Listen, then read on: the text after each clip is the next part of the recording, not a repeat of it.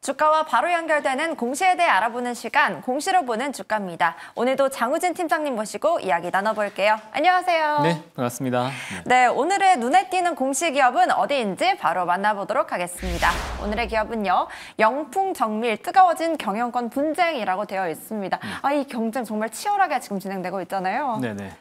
일단 영풍정밀보다는 고려아연을 먼저 얘기를 드려야 될 것 같아요. 그 이후에 영풍정밀을 다시 말씀드릴 수 있을 것 같은데, 고려아연이 지금 굉장히 큰 강한 경영권 분쟁이 들어갔습니다. 보시면 고려아연 같은 경우에는 원래 장시가와 채시가가 공동으로 설립했던 회사예요. 근데 영풍이 지금 최대 주주로 있고, 원래 영풍가에서 장시와 채시가가 공동으로 설립을 했었고, 1974년에 고려아연을 설립하면서 채시가가 고려아연을 경영하고 영풍과 영풍의 계열사들은 이제 장시가에서 담당한 형태로 갔었거든요. 근데 이게 분쟁의 씨앗은 뭐였냐면 영풍의 지분을 채시가 쪽에서 계속해서 줄이기 시작한 겁니다.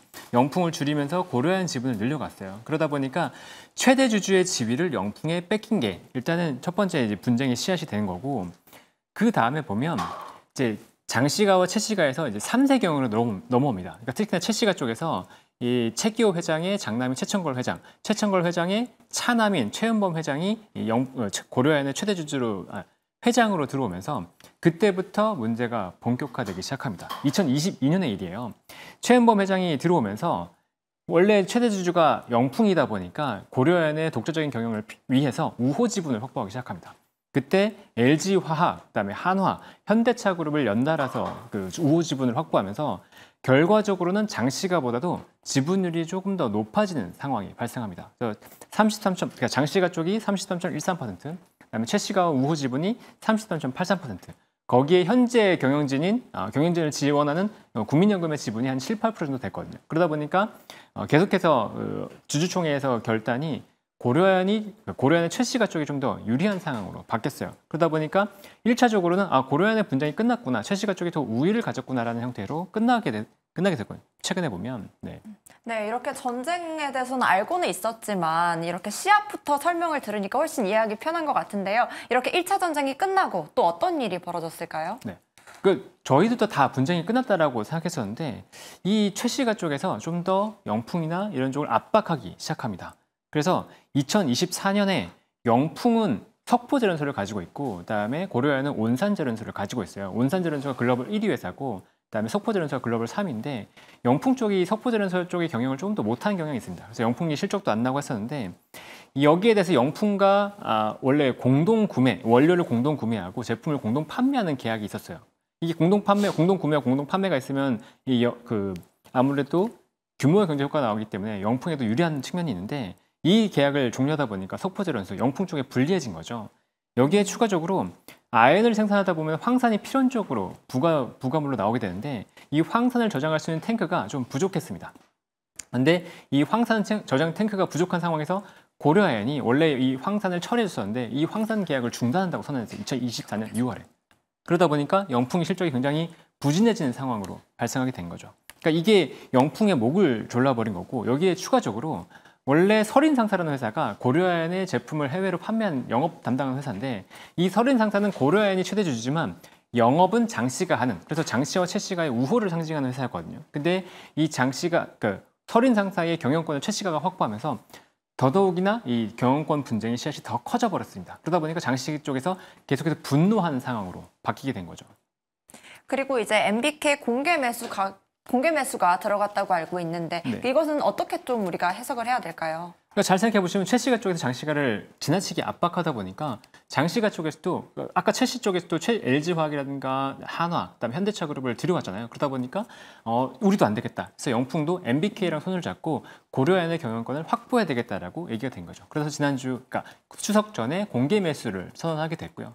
당시 66만 원의 가격으로 공개 매수를 한다고 선언했습니다. 그러면 이제 지분이 한 7% 정도에서 14%까지 확보한다고 했었는데, 이게 왜 나온 거냐, 배경을 본다 그러면 이 33.13% 대 33.83%로 이제 지고 있다고 말씀드렸어요, 장시가 쪽에서. 근데 만약에 이게 국민연금과 자사주까지도 고려아연 쪽의 지분을 본다 그러면 이 지분이 한 44% 가까이 됐었거든요. 그래서 이 지분을 넘어서는 수준이 필요하다라고 한 게 이제 공개 매수가 된 거고, 여기에 또 중요한 키가 된 게 영풍정밀인데, 영풍정밀은 고려아연의 지분을 1.85%를 보유하고 있는 회사입니다. 근데 이 영풍정밀은 또 최씨가 쪽에 지분이 더 많았어요. 최씨가 쪽에서 지분이 31.3%, 장씨가 쪽이 21.25%. 그러다 보니까 영풍정밀의 남은 지분 48.44%를 공개 매수한다고 MBK가 또 들어간 겁니다. 이렇게 되면 영풍정밀의 지분을 뺏어올 수 있게 된 거죠. 근데 영풍정밀의 공개 매수가 들어간 가격이 1,200억 정도 돼요. 근데 만약에 이 고려아연의 지분을 매수한다고 치면 적어도 2,700억 정도의 자금을 들여서 공개 매수를 해야 됩니다. 근데 1,200억 정도면 훨씬 더 싸게 먹힐 수 있는 거죠. 근데 단순히 이거를 지분 1.85%로 보면 되는 게 아니고 최씨가 쪽의 지분은 갖고 오는 거기 때문에 사실 3.7% 정도의 지분 가치를 보면 돼요. 그래서 5,500억 정도의 투자 가치가 있다고 볼 수 있거든요. 저는 공개 매수 가격이 이번에 2만 원인데 더 올라갈 가능성이 있다라고 충분히 생각을 하고 있고, 그렇게 본다고 치면 영풍정밀에서도 굉장히 강한 이 공개 매수 싸움이 될 거다. 그러면 아까 5,500억 정도의 가치가 있다고 봤으니까 저는 적어도 여기서 한 2배 정도까지 2,500억, 3,000억까지는 더 지를 수 있다고 보거든요. 1,200억에서.